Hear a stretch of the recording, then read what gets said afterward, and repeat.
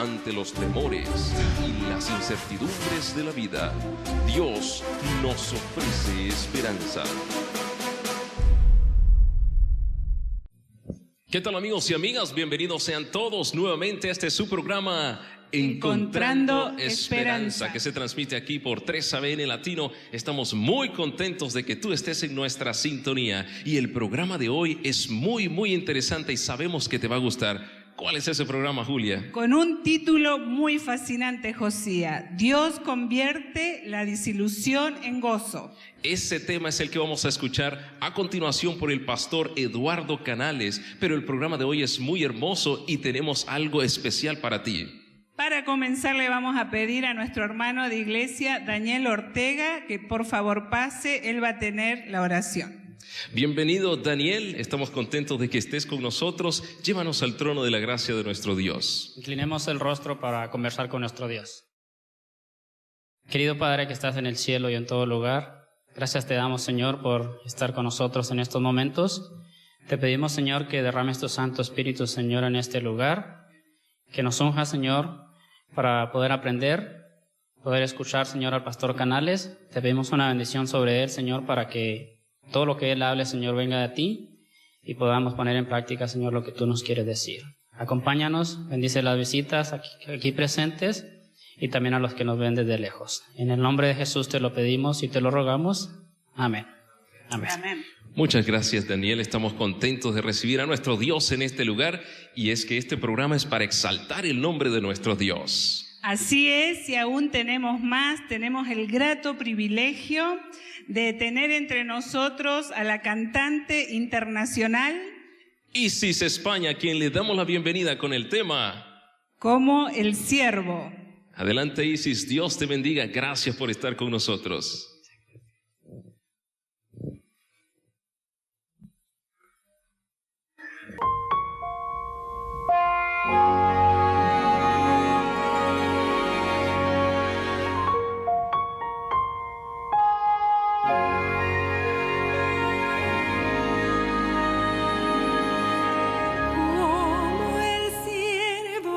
Por las aguas brama, mi alma clama a ti. De mi corazón eres el deseo y te quiero adorar. Fuerza, escudo, eres solo tú.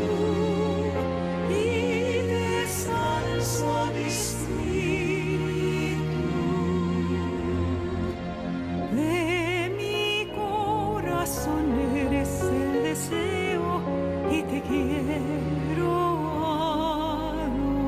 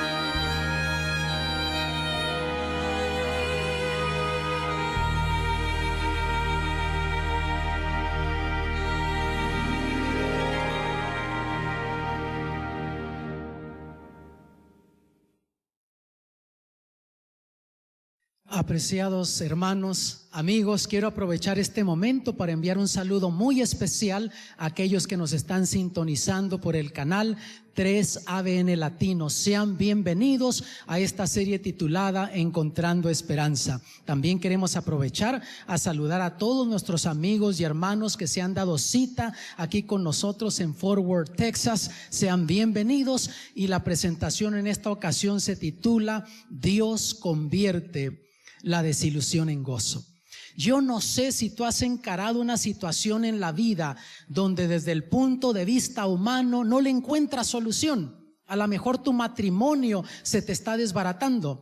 A lo mejor estás encarando una situación con tus hijos que sientes que simplemente se te sale de la mano la situación. Te sientes impotente ante las decisiones que toman tus hijos adolescentes. Puede ser que estés encarando un problema económico, o posiblemente un problema de salud, y desde el punto de vista médico no tiene solución. Yo no sé lo que tú puedas estar encarando, hermano, amigo que nos ves desde tu hogar. Yo solo sé que yo he vivido experiencias así. Pero al pasar el tiempo yo he descubierto, he aprendido que Dios convierte la desilusión en gozo, la tragedia en triunfo y el fracaso en victoria. Y el mensaje que tenemos para esta ocasión, basado en el capítulo 10 de Apocalipsis, donde un ángel poderoso desciende del cielo y da un mensaje especial. Es un mensaje de esperanza para el pueblo de Dios para el fin del tiempo. Vamos a ir a la Biblia a ver qué nos dice la Biblia sobre este mensaje, porque si está en la Biblia, yo lo creo. Si no está en la Biblia, no es para mí. Repite una vez más tú, y también tú que estás en tu hogar, únete a nosotros. Si está en la Biblia, yo lo creo. Si no está en la Biblia, no es para mí. Yendo al capítulo 10 de Apocalipsis, comenzando con el versículo 1, dice lo siguiente: vi descender del cielo otro ángel envuelto en una nube, con el arco iris sobre su cabeza, y su rostro era como el sol, y sus pies como columnas de fuego. Hermanos, este es un ángel poderoso, maravilloso, que desciende del cielo. La pregunta es, ¿quién es este ángel? Y también, ¿qué significa la palabra ángel? Y ahí en Apocalipsis, en el idioma griego, la palabra ángel simplemente quiere decir mensajero.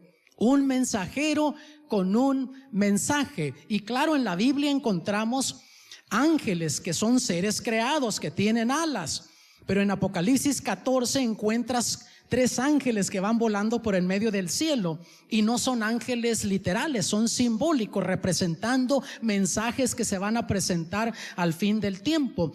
Pero aquí aparece este ángel diferente. De paso, tanto el apóstol Juan identifica a este mismo personaje en otras partes de Apocalipsis, como también el profeta Daniel identifica a este personaje, y te doy algunos ejemplos. En Apocalipsis capítulo 1 versículos 12 y 13, ahí el apóstol Juan identifica con las mismas características a este personaje, un ángel poderoso, y lo identifica con el nombre de Hijo del Hombre, uno como Hijo del Hombre. En el libro de Daniel encuentran las mismas características, y Daniel lo identifica como uno semejante al Hijo del Hombre. En Daniel 12:1, a ese mismo personaje lo identifica el profeta Daniel con Miguel, y la palabra Miguel quiere decir ¿quién como Dios?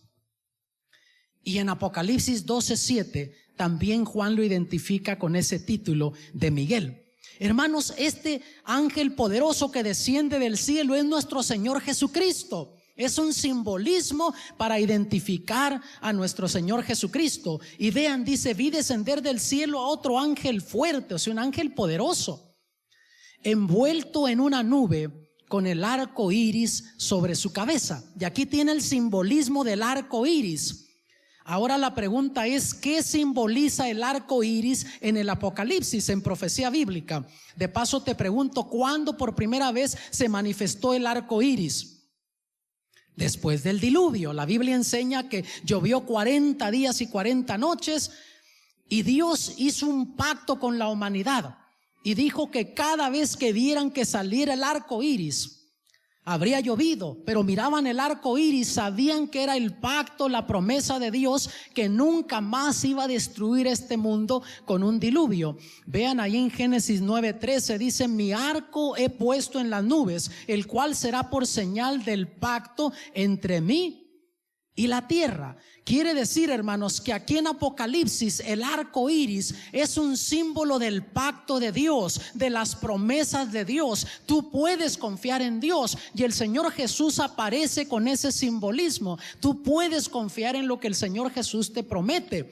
Los seres humanos te pueden hacer promesas y a lo mejor te las han hecho a ti como a mí también, pero no siempre las cumplen, le fallan a uno. Pero gracias a Dios que tú puedes confiar en las promesas del Señor Jesús. Versículo 2 dice: tenía en su mano un librito abierto. Ya vamos a regresar a ese librito, pero vean, dice: y puso su pie derecho sobre el mar y el izquierdo sobre la tierra. Ahora, ¿qué simboliza el mar en profecía bíblica? Si vamos al libro de Apocalipsis tenemos la respuesta, no tenemos que inventar. Apocalipsis 17:15 dice: y él me dice: las aguas que has visto, donde la ramera se sienta, son pueblos y muchedumbres y naciones y lenguas. Grandes poblaciones, grandes naciones. Ahora, si las aguas representan áreas habitadas, la tierra representa áreas inhabitadas. Quiere decir que la presencia del Señor Jesús está en todos lugares. Tú puedes estar en un lugar bien poblado, como estar en un lugar desértico, pero si tienes al Señor Jesús en tu vida, lo tienes en cuenta, ahí está la presencia del Señor Jesús contigo. Y Él prometió estar con nosotros hasta el fin del mundo. Yo no sé si alguna vez en la vida te has sentido tú solo y piensas que aún Dios te ha abandonado. Aquí tienes esta promesa en Apocalipsis 10, que Dios está contigo, aún cuando estás pasando por dificultades y problemas. El rey David en el Salmo 23 dijo: aunque ande en valle de sombra de muerte, no temeré mal alguno, porque tú estarás conmigo. La presencia del Señor Jesús hace la diferencia en la vida del cristiano.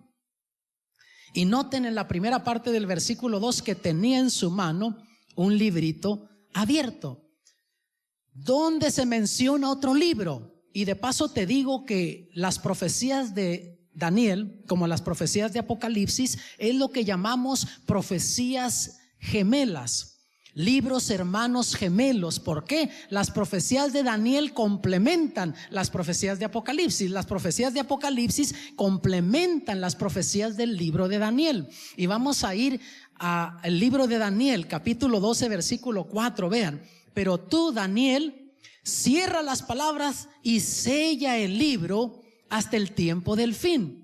Aquí a Daniel se le da la instrucción que al ir escribiendo esas visiones que ve, que selle ese libro, en contraste con Apocalipsis, que está con el libro abierto. Aquí está cerrado este libro y se le dice que es ¿para cuándo? Para el tiempo del fin. O sea, algunas profecías de ese libro no se iban a entender en el tiempo de Daniel, se entenderían hasta el tiempo del fin. Y en el versículo 9 de ese mismo capítulo dice: él respondió: anda, Daniel, pues estas palabras están cerradas y selladas ¿hasta cuándo? Hasta el tiempo del fin. Eran profecías que no se iban a entender en el tiempo de Daniel. Versículo 6: y dijo uno al varón vestido de lino que estaba sobre las aguas del río: ¿cuándo será el fin de estas maravillas? Y de paso te digo, si tú lees las características de ese personaje vestido con ropas de lino fino, es nuestro Señor Jesucristo también, que se le aparece al profeta Daniel. Y dice: y oí al varón vestido de lino que estaba sobre las aguas del río, el cual alzó su diestra y su siniestra al cielo, y juró por el que vive por los siglos, que será por tiempo y tiempos y la mitad de un tiempo. O sea, pregunta: ¿cuándo se va a comenzar a entender estas porciones que están selladas para el tiempo del fin? Y el Señor Jesús contesta y dice, va a ser hasta tiempos y el medio de un tiempo. Si tú has estado sintonizando esta serie, ya entiendes esta terminología profética. Si no, igual le vamos a dar una repasadita. Hay una llave profética que nos ayuda a interpretar periodo de tiempo en profecía bíblica. En Ezequiel 4:6 dice, día por año te lo he dado. En Números 14:34 dice un año por cada día. Quiere decir que en profecía bíblica un día representa ¿cuánto tiempo? Representa un año. Y aquí se le dijo que iba a ser hasta tiempos y medio tiempo. Y en la Biblia tiempo es un año, tiempos 2 años, medio tiempo, medio año. Y el año bíblico es de 360 días, o sea, meses exactos de 30 días. Quiere decir que te da 360, 720, 180, 1260 días. Pero como está hablando en terminología profética, entonces cada día representa un año. Está hablando de un periodo de 1260 años. Y ya en estudios pasados descubrimos que tanto en el libro de Daniel como en Apocalipsis se menciona este periodo de 1260 años con diferentes terminologías, pero siempre está hablando de ese mismo tiempo. Y cuando se menciona en conexión con el surgimiento de Roma papal como poder político religioso. Y descubrimos que Roma papal comenzó a reinar en el año 538 como poder político religioso, después que se dividió el Imperio Romano. Entonces eso nos lleva hasta el año 1798 de nuestra era, cuando se iban a comenzar a entender esas porciones de Daniel que no se entendieron en su tiempo. En el capítulo 8, mira lo que se le dice, versículos 26 y 27. La visión de las tardes y mañanas que se ha referido es verdadera, y tú guarda la visión, porque es para ¿cuándo?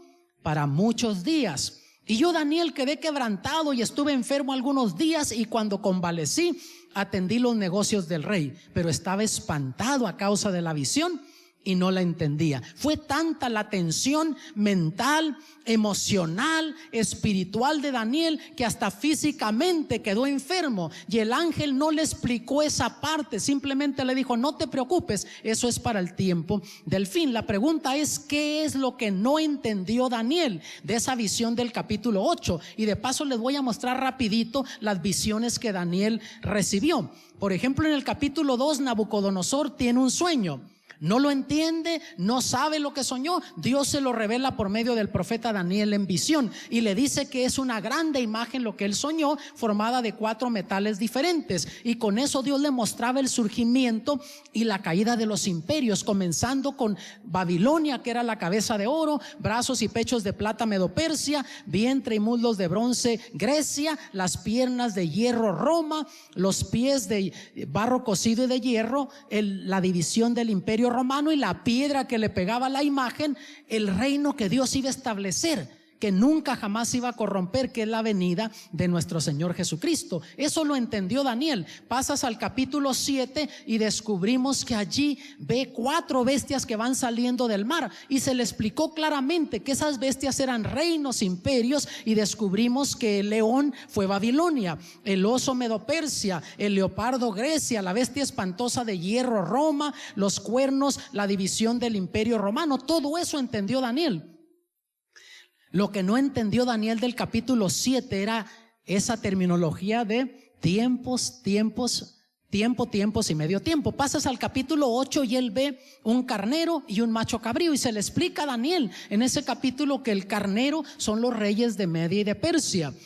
El chivo o el macho cabrío era Grecia, y después aparecía otro cuerno que era el imperio romano. Daniel entendió eso. Lo que no entendió Daniel del capítulo 8 fue el versículo 14, de nuevo, que tenía que ver con periodo de tiempo. Y él dijo, hasta 2300 tardes y mañanas, luego el santuario será purificado. Daniel sabía lo que era la purificación del santuario.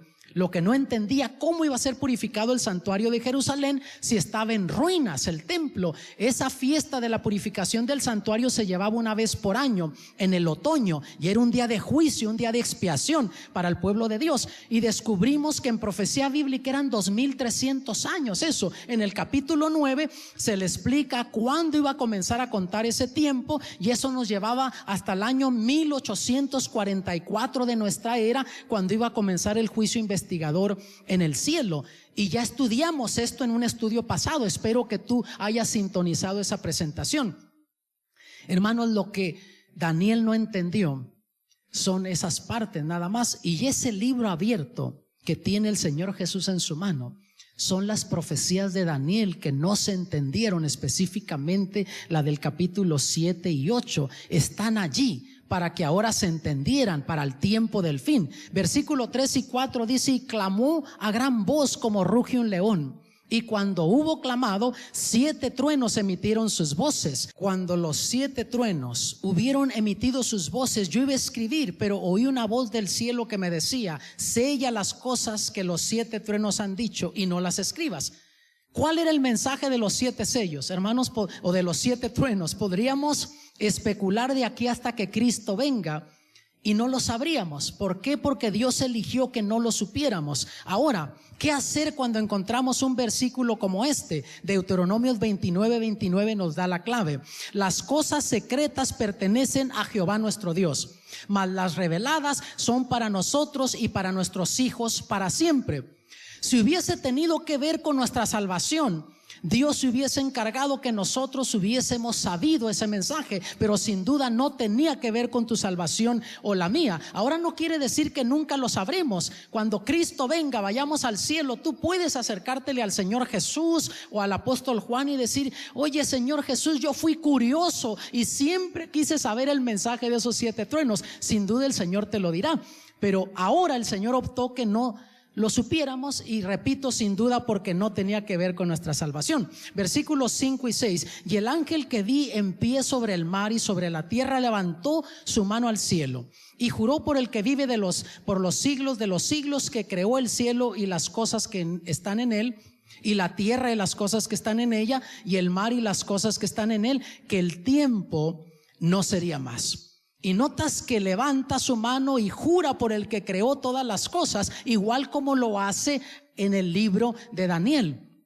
Dios, por alguna razón, sobre todo en el libro de Apocalipsis, quiere que tú y yo estemos conscientes, no olvidemos que Él es el creador de todas las cosas. Mira, por ejemplo, aquí en Apocalipsis 14, 6 y 7: y vi otro ángel volar por en medio del cielo, que tenía el evangelio eterno para predicarlo a los que moran en la tierra y a toda nación, tribu y lengua, pueblo, diciendo en alta voz: temer a Dios y darle honra, porque la hora de su juicio es venida, y adorar a aquel que ha hecho el cielo y la tierra y el mar y las fuentes de las aguas. ¿Notas cómo Dios sigue insistiendo en recordarnos que Él es el creador de todas las cosas? ¿Y sabías tú que Dios nos dejó específicamente un mandamiento para que no olvidáramos eso? Léete de tu Biblia Éxodo capítulo 20 versículos 8 al 11. Ahí encuentras el 4º mandamiento, y Dios nos dice: acordarte has del día de reposo para santificarlo. Habla de la observancia del sábado. Dice: 6 días trabajarás y harás toda tu obra, mas el 7º día será reposo para Jehová tu Dios. No hagas en él obra alguna, tú, ni tu hijo, ni tu hija, ni tu siervo, ni tu criado, ni tu bestia, ni tu extranjero que está dentro de tus puertas. ¿Por qué razón? Porque en 6 días hizo Jehová los cielos y la tierra, la mar y todo lo que en ellos hay, y Dios reposó en el 7º día, lo bendijo y lo santificó. Y Dios sabía que si el ser humano seguía guardando el sábado conforme Él mandó, nunca se olvidaría de Él como el creador de todas las cosas. Ahora noten que en la primera parte del versículo 6, o la última parte, decía que el tiempo no sería más. No quiere decir que al cumplirse estas profecías, al llegar al tiempo del fin, ya se acababa el mundo. Simplemente lo que está diciendo, que al cumplirse esas profecías de Daniel que tenían que ver con periodo de tiempo, ya no habría más profecías que tuvieran que ver con tiempo. Y tú lees toda la Biblia, no hay una profecía más de periodo de tiempo que esté por cumplirse. Señales hay. Lees en Mateo capítulo 24 y el Señor Jesús dio una cantidad de señales, pero profecías específicas de cumplimiento de tiempo ya no hay. Y luego el versículo 7 dice, sino que en los días de la voz del séptimo ángel, cuando él comience a tocar la trompeta. Y de paso les digo que el mensaje de Apocalipsis 10 es parte del mensaje de las 7 trompetas. En un interludio que hay entre la sexta y la séptima trompeta está el mensaje de esperanza para el pueblo de Dios para el fin del tiempo. Y sigue diciendo, el misterio de Dios se consumará, como él lo anunció a sus siervos los profetas. Quiere decir que ya comenzó a sonar la séptima trompeta, porque ya ese misterio de Dios, esas profecías se han entendido que no se entendieron en el tiempo de Daniel. Y cuando termine de sonar la séptima trompeta es cuando Cristo Jesús viene por su iglesia. Versículos 8 y 10. La voz que oí del cielo habló otra vez conmigo y dijo, ve y toma el librito que está abierto en la mano del ángel que está en pie sobre el mar y sobre la tierra. Y fui al ángel diciéndole que me diese el librito, y él me dijo, toma y cómelo. Y te amargará el vientre, pero en tu boca será dulce como la miel. Entonces tomé el librito de la mano del ángel y lo comí. Y era dulce en mi boca como la miel, pero cuando lo hube comido, amargó mi vientre. Ahora, hermanos, aquí el apóstol Juan, que está recibiendo ese librito, es un símbolo del pueblo de Dios al fin del tiempo. Y lo que nos está diciendo que el pueblo de Dios iba a experimentar una experiencia agridulce. ¿Cómo fue eso? Vamos a repasar rapidito algo que ya mencioné en otra presentación. Dijimos que para los 1400 estábamos viviendo en lo que la historia se le llamó la Edad Oscura. La verdad de Dios se había perdido. La gente no tenía acceso a la Biblia. Religiosamente se había prohibido que la gente leyera la Biblia. Pero entonces Dios comienza a levantar luces en la historia. Por ejemplo, aparecen los valdenses, que ellos retenían el conocimiento de la Biblia y fueron perseguidos en Europa y huyen a las montañas del norte de Italia, sur de Francia y también al oeste de Suiza.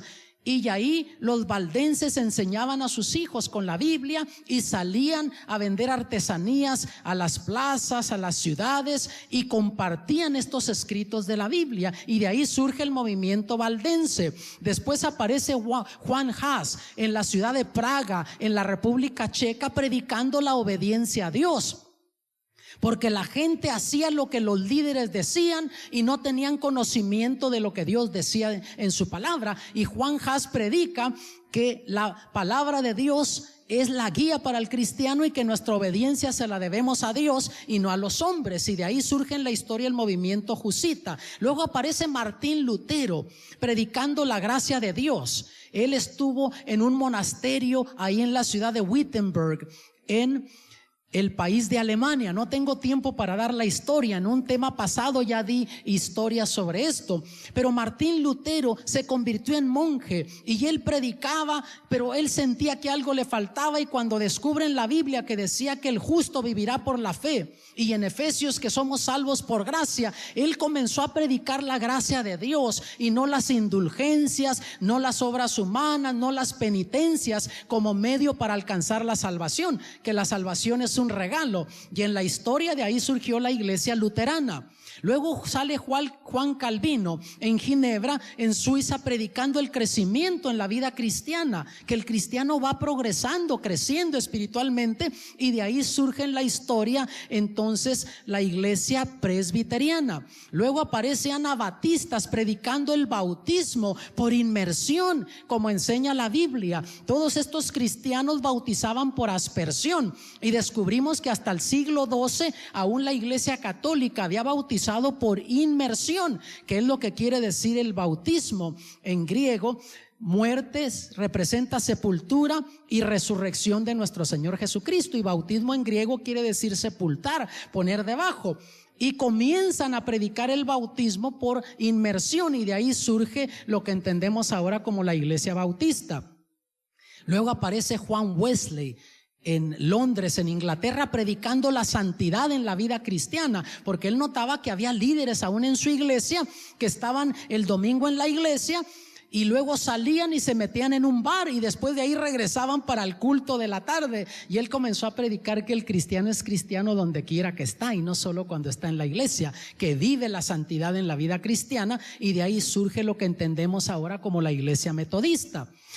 Y ya por ahí a fines de los 1700, acercándonos a los 1800, surge un grande movimiento alrededor del mundo, no organizado porque no se conocían, pero sí sincronizado, predicando la venida de Cristo y predicando esas profecías de Daniel y de Apocalipsis. Les doy un par de ejemplos nada más. En Sudamérica, Manuel de la Cunza, un jesuita español, comenzó a predicar en el país de Chile estas verdades bíblicas, que estábamos viviendo en la hora del juicio de Dios, que ya había comenzado el juicio investigador en el cielo. Y eso, por supuesto, lo mencionamos en un estudio pasado.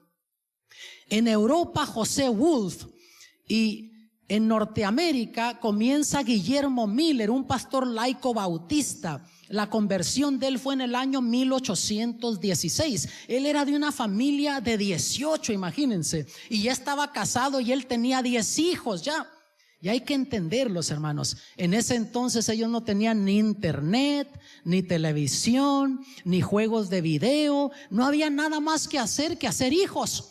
Entonces, un domingo él escuchó de un pastor bautista decir que el padre de familia es el sacerdote espiritual de la familia. Y aunque él era buen padre, se quedó pensando: ¿yo qué estoy haciendo por mis hijos? Y entonces él se entregó al Señor y comenzó a leer la Biblia.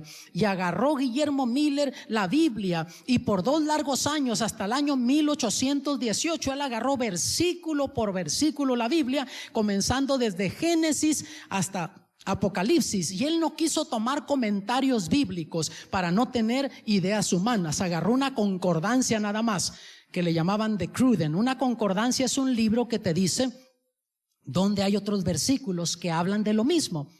Y él, cuando no entendió un versículo, aparte de orar, pedir la dirección de Dios, la sabiduría de Dios, buscaba en la concordancia y comparaba en otras partes de la Biblia, y así fue avanzando. Cuando terminó de leer todo eso, hermanos, se fascinó con las profecías de Daniel y Apocalipsis. Y comenzó él a estudiar más profundamente esas profecías, y llegó a la conclusión que Cristo vendría en el año 1844, al cumplirse la profecía de los 2300 días de esa profecía de Daniel 8:14. Él entendió que la purificación del santuario sería cuando Cristo vendría y purificaría este mundo de pecado. Y él entendió eso y siguió estudiando. Y por 13 largos años no le decía a nadie lo que él estaba estudiando. Y un sábado de agosto en 1831, en oración, le dijo a Dios que si alguien lo invitaba, él estaría dispuesto a compartir sus estudios de las profecías de Daniel y de Apocalipsis. ¿Qué posibilidades había que alguien lo viniera a invitar? Él vivía en el estado de Nueva York, en un área rural. Imagínense, ¿qué esperanzas había? Él dijo: yo no me voy a ofrecer. Pero para su sorpresa, a la media hora llegó su sobrino, que vivía a 16 millas, con una invitación del pastor bautista para que Miller fuera a predicar a su iglesia. Y en aquel entonces, viajar 16 millas a caballo, estás hablando de horas. Quiere decir que Guillermo Miller todavía no oraba a Dios, y Dios ya le había mandado la respuesta, viendo la sinceridad de él. Y con todo, la historia dice que Guillermo Miller salió frustrado a una huerta que tenía detrás de su casa, y ahí habló con Dios, renegó con Dios, le dijo: Señor, yo no quiero predicar esto, envía a otro. Pero después de que descargó su corazón y sus preocupaciones a Dios, vino una paz a su vida y supo que tenía que predicar estas verdades. Y sabes una cosa, si tú estás buscando la verdad de Dios y le pides con sinceridad a Dios, prepárate, porque Dios te va a contestar. A ti también, que estás desde tu hogar viendo esta programación, si estás buscando la verdad de Dios y eres sincero, prepárate, porque Dios tiene la respuesta para ti.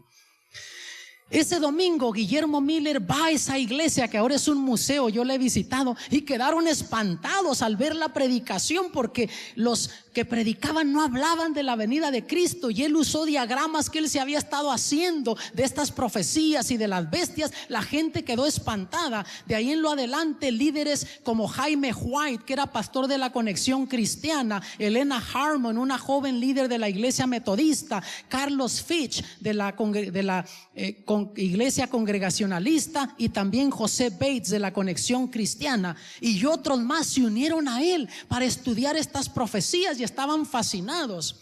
El movimiento creció tanto que las iglesias ya no eran suficientemente grandes para acomodar a todos los que venían a oír. Decidieron hacer una carpa con capacidad de 4,000 personas, y piensen, áreas rurales. A veces en todo el municipio no había ni 4,000 personas, y se burlaban de él, pensaban que iba a estar vacía la carpa, pero gente escuchaba de otros lugares y venían ahí a escuchar, hermanos. Se llenaba. Hay casos donde hasta 2,000 personas estaban fuera de la carpa porque no había cupo, queriendo estudiar. Fue una tremenda revolución. Y esto que estoy diciendo, cosas similares como esas sucedieron en otras partes del mundo. Alrededor de 175 pastores se unieron a Guillermo Miller en la predicación de las profecías de Daniel y Apocalipsis y de la segunda venida de Cristo. La mitad era metodista, una cuarta parte bautista y la otra cuarta parte de diversas denominaciones. Fue un tremendo movimiento, hermanos. Para el año 1844 se calcula que entre 150,000, en una forma conservadora, y hasta 500,000 de personas se identificaban con ese movimiento millerita. Y cuando piensas que fuera de Nueva York, Boston y digamos Chicago, el resto del país era área despoblada y áreas rurales. En todo el país en ese tiempo había 10 millones de habitantes. Y pensar que 500,000 de personas posiblemente se identificaban con ese movimiento en tan corto tiempo fue algo pero sorprendente. El pastor Carlos Fitch, uno de esos líderes, murió por sobrecargo de trabajo el lunes antes del 22 de octubre, solo 8 días antes. ¿Por qué digo esto? Al seguir esa profecía, ellos descubrieron que en ese año, conforme la Biblia, la purificación del santuario como se presentaba en la Biblia debería de caer el 22 de octubre. Y ellos dijeron, pues Cristo va a venir. Y solo 8 días antes él murió. Su esposa e hijos lo sepultaron con alegría porque tenían la esperanza que en una semana lo volverían a ver. Gente sincera. El pastor Fitch se desgastó predicando la venida de Cristo. Yo creo que la señora Fish dijo, ay, hasta me voy a tomar una semana de vacaciones, de lavar, de cocinar. En una semana Cristo viene y resucita a mi esposo. Llegó el 22 de octubre, se reunieron en iglesias, en casas, oraban, pasó el mediodía, llegó la tarde, la noche y Cristo no vino. Y hermanos, cuando Cristo no vino como ellos esperaban, quedaron amargamente desilusionados. ¿Por qué sucedió eso? Hermanos, de paso les digo que en la Biblia hay un caso de otra grande desilusión. Vamos a verlo enseguida. ¿Qué sucedió? Cuando el Señor vino, la gente pensaba que Él era el que iba a establecer el reino en esta tierra. Los discípulos miraban que solo con dar la orden expulsaba demonios. Tocar a los enfermos sanaban. Multitudes venían a escucharlo y multiplicaba los panes y los peces. Tenía la habilidad de alimentar a miles con 5 panes y 2 peces. Y la gente decía, este es el rey que queremos. Los mismos discípulos creían eso. Y más de una vez el Señor Jesús les dijo, mi reino no es de esta tierra. Pero ellos querían seguir creyendo que Él iba a establecer ese reino terrenal. Y cuando llegó aquel jueves de tarde y fue aprendido en el Getsemaní, los discípulos esperaban que Él iba a hacer un milagro. Luego, cuando fue ante los sacerdotes, esperaban que se manifestara como el Mesías. Cuando fue maltratado, Pilatos dijo, ¿qué haré con Jesús que se llama el Cristo? Y la gente decía a los discípulos, ahora es el momento. Cuando fue al Calvario, todavía cuando colgaba en la cruz, los discípulos esperaban que hiciera un milagro y se salvara, y entonces todo mundo creería en Él y establecería su reino terrenal. Pero cuando dijo consumado es y murió, mira lo que dijo uno de los discípulos después, Lucas 24:21. Pero nosotros esperábamos que Él era el que había de redimir a Israel. Ese viernes de tarde, hermanos, fue el día más triste de los discípulos. Quedaron amargamente desilusionados, cayeron en una depresión tan profunda. Pero llegó el domingo de mañana y comenzaron a oír que había resucitado el Señor. Y después se les aparece y mira lo que les dijo en Hechos 1, versículos 7 y 8. Y Él les dijo: no os toca a vosotros saber los tiempos o las sazones que el Padre puso en su sola potestad, pero recibiréis poder cuando haya venido sobre vosotros el Espíritu Santo. Y me seréis testigos en Jerusalén, en toda Judea, en Samaria y hasta lo último de la tierra. Él les dijo: a ustedes no les corresponde saber la fecha cuando yo voy a venir, pero ustedes prediquen. Y hermanos, ellos creyeron eso y lo predicaron. Y mira lo que sucede 50 días después que Jesús muere en la cruz. Movido por el Espíritu de Dios, Pedro predica ese famoso sermón de Pentecostés, Hechos 2:41. Así que los que recibieron su palabra fueron bautizados y se añadieron aquel día como 3,000 personas. De 120 discípulos ahora crecen a 3,000 o más. Los discípulos, hermanos, creyeron que Cristo iba a restaurar el reino. Quedaron amargamente desilusionados cuando Cristo fue crucificado. Todos sus sueños se les desbarataron. Todos sus anhelos fueron al piso. Pero después quedaron maravillados con la resurrección del Señor Jesús y aceptaron la comisión de Cristo de proclamar el evangelio al mundo. Con ánimo predicaron. Los pioneros mileritas, hermanos, creyeron que Cristo iba a restaurar el reino. Quedaron amargamente desilusionados cuando Cristo no regresó en 1844. Fue un golpe fuerte para esos cristianos porque lo creyeron, abrazaron ese mensaje y lo predicaron. Quedaron maravillados cuando descubrieron que estaban viviendo en la hora del juicio, que no era la venida de Cristo, sino que comenzaba el juicio investigador en el cielo. Aceptaron la comisión de Cristo de proclamar el evangelio al mundo. En Apocalipsis 11:1 dice: entonces me fue dada una caña semejante a una vara de medir y se me dijo: levántate y mide el templo de Dios y el altar. Y ellos dicen: hay que reestudiar, algo pasó, ¿por qué razón Cristo no vino? Y comienzan a estudiar esas verdades. Muchos se apartaron, gente que simplemente estaba por temor: ya viene Cristo, pero no vino Cristo, y se apartaron de ese movimiento. Pero la gente sincera se mantuvo estudiando y descubrieron verdades fundamentales. Para comenzar, cada vez que estudiaban esa profecía los llevaba exactamente hasta el año 1844 y descubrieron que la fecha estaba correcta. El evento era el que estaba incorrecto. No era que Cristo venía, sino que comenzaba el juicio investigador en el cielo. Un bautista del séptimo día, hermanos, compartió la verdad del sábado con José Bates. Los mileritas guardaban el domingo como el resto porque ellos venían de diferentes denominaciones. Pero un bautista del séptimo día le mostró a José Bates con la Biblia que el sábado era el día del Señor y no el domingo, y de ahí en lo adelante ellos adoptaron la observancia del sábado. Siguieron estudiando y descubrieron que el estado de los muertos, o sea que el alma no anda vagando, que los muertos, están durmiendo, como dijo Jesús, esperando la mañana de la resurrección, y adoptaron esa doctrina. Descubrieron que el cuerpo era templo del Espíritu Santo, porque esos mileritas venían de diferentes denominaciones y decían: si nada, si camina, corre o vuela la cazuela.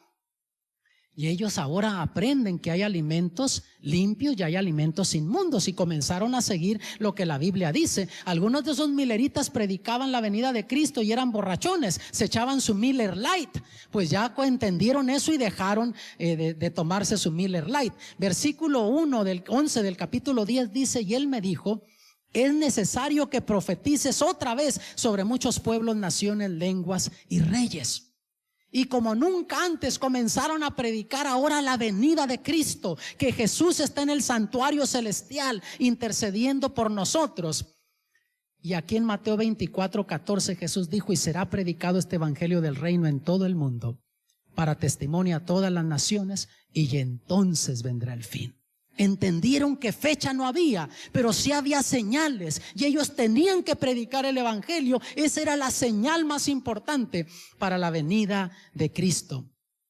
Y muchos me han dicho, pero que estos grandes hombres de Dios no predicaron la verdad de Dios. Ellos predicaron la verdad de Dios hasta lo que entendieron. Y yo te digo, yo me considero valdense porque creo en lo que la Biblia dice. Me considero jusita porque creo en la obediencia a Dios y no a los hombres. Me considero luterano porque creo en la gracia, soy salvo por gracia. Yo me considero también presbiteriano porque creo en el crecimiento en la vida cristiana. Me considero bautista porque creo en el bautismo como lo enseña la Biblia, por inmersión. Me considero también metodista porque creo en la santidad en la vida cristiana, y me considero millerita porque creo en la segunda venida de Cristo, aunque yo no me tomo la Miller Lite, hermanos. ¿Estamos claros en eso?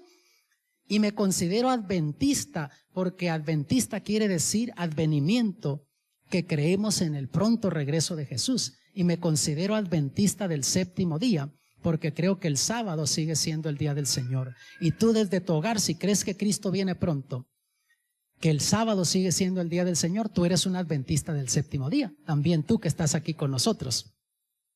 Hermanos, este mensaje de Apocalipsis 10 es un mensaje de esperanza. Nos enseña que Dios convierte la desilusión en gozo, la tragedia en triunfo y el fracaso en victoria. Eso lo vemos en la experiencia del pueblo de Dios en toda la historia. Yo lo he visto en mi vida también. Situaciones que he vivido que desde el punto de vista humano no le encuentro solución.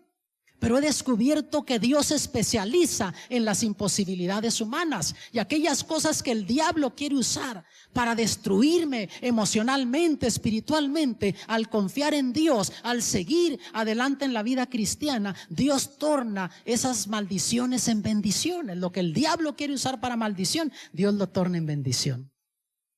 Y el mensaje de Apocalipsis 10, dijimos, es parte del mensaje de las 7 trompetas. Y ya, hermanos, comenzó a sonar la 7ª trompeta. El misterio de Dios se ha revelado, se han entendido esas profecías bíblicas, y cuando se termine de tocar la 7ª trompeta, Cristo Jesús vendrá por su iglesia. Y Jesús te invita para que tú lo aceptes. Jesús quiere bendecirte. Jesús quiere que tú lo sigas. Y sabes, déjame terminar contándote una historia de un viaje misionero que dimos a Veracruz. En el año 2010 llevamos un grupo de estudiantes de academia, jovencitos de 15 a 17 años, para que predicaran. 40 campañas evangelísticas íbamos a dar en el puerto de Veracruz. Y se inscribieron jóvenes de una academia que está en el sur de Texas, en McAllen, por allí. Fue un grupo de estudiantes aquí de King, Texas también, para apoyarles, y un grupo de laicos de Houston que tenían familiares estudiando ahí en la academia. Y fue un grupo de pastores de McAllen también que tenían o familiares o miembros de sus iglesias estudiando allí. El pastor Maquí y yo fuimos un par de días antes que ellos para asegurarnos que la hotelería, todo estaba bien. Y ellos viajaron por tierra. Iban viajando por tierra, se encontraron en McAllen y fueron en buses hasta Veracruz. Un viaje, estás hablando de aproximadamente 14, 15 horas. Y déjame contarte un poquito de Julia, una joven que vino con el grupo de los de Houston. Julia es una joven que creció en un hogar disfuncional. El padre de Julia los abandonó cuando ella era una niña. La madre luchó para sacar adelante la familia.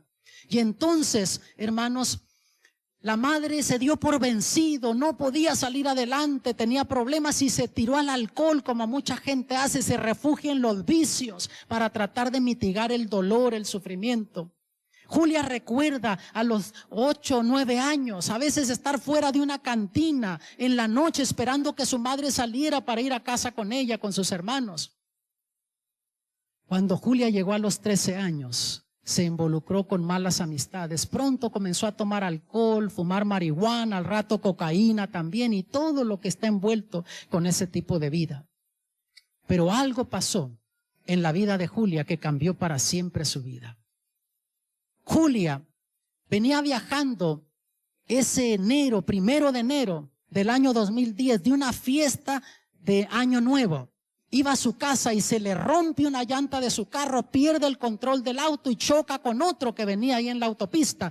Fue tan fuerte el impacto que el carro de Julia quedó del otro lado de la autopista. La señora con la que chocó va hasta allá para discutir con ella. Julia estaba lastimada, se quitó el cinturón, Bajó, le trató de explicar y cuando se dio cuenta que estaban en sentido contrario, le dice, hay que quitarnos de aquí, es peligroso. La señora no entendía. De repente Julia miró luces que venían directo a ellas y como Julia pudo, se subió al auto, se puso el cinturón y trató de ponerse el cinturón, pero antes de ponérselo viene un impacto de frente. Julia salió volando por el parabrisas, cayó a distancia y en el concreto se golpeó la cabeza. Volaron pedazos de metal. Uno de esos pedazos de metal casi cortó por la mitad a la señora que había quedado allí, con la que había tenido el accidente Julia. El esposo de ella, que estaba del otro lado, en su auto, salió corriendo queriendo auxiliarla. Cuando se dio cuenta que estaba muerta, se encolerizó, se subió al carro de Julia, quería encenderlo. ¿Cómo iba a encender? Estaba todo desbaratado y fue y comenzó a golpear a Julia en la cabeza.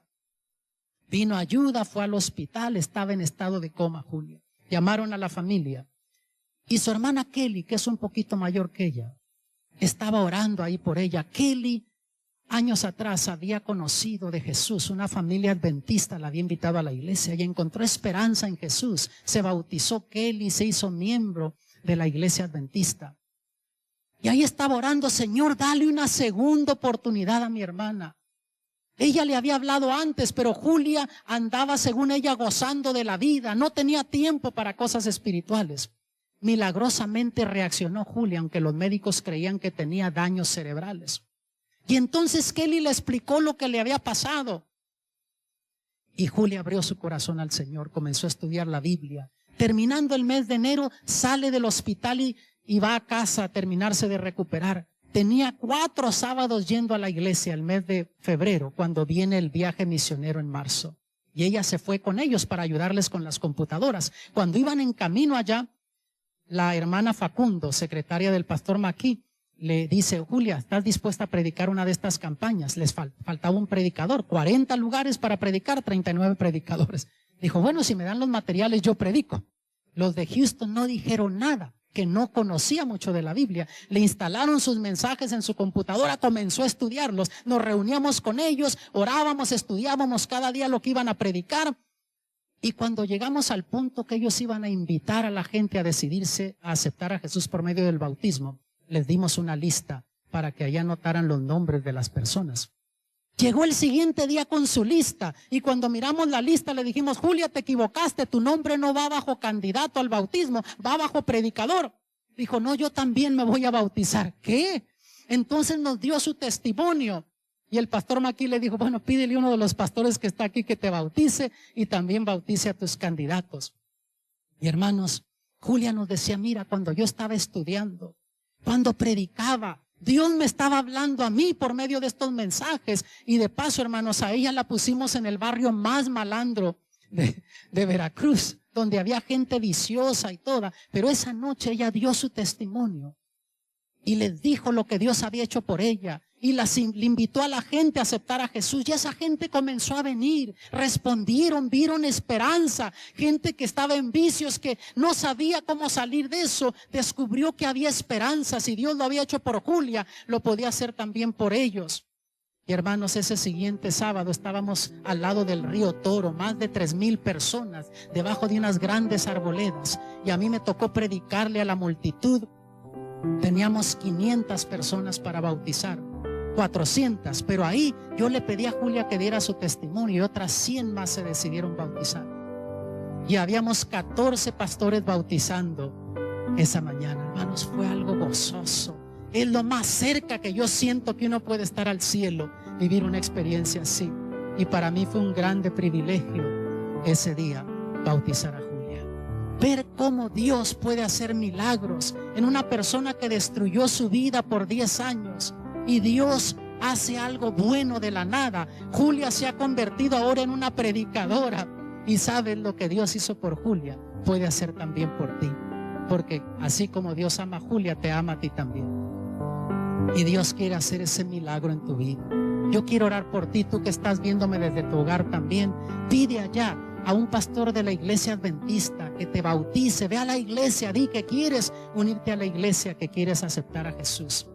Y a ti que estás aquí conmigo en Fort Worth, Texas, el Señor te invita a que tú tomes esa decisión. Ya tuvimos bautismos el sábado pasado. El sábado que viene vamos a tener una linda ceremonia bautismal. Y si tú no has aceptado a Jesús todavía por medio del bautismo, yo quiero orar por ti. Yo quiero que tú en esta ocasión decidas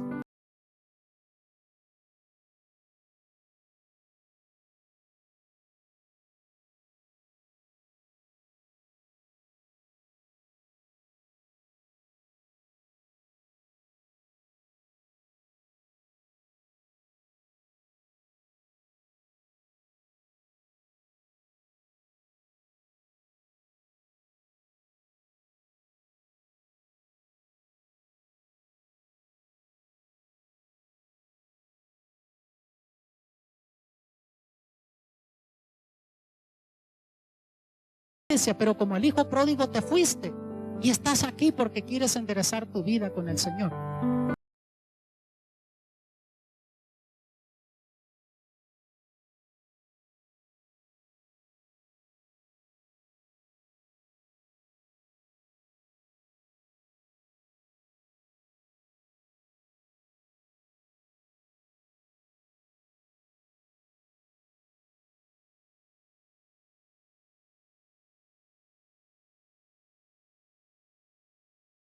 Viendo en tu hogar, sigue sintonizando 3 ABN Latino. Siervo que por las aguas brama, mi alma clama a ti.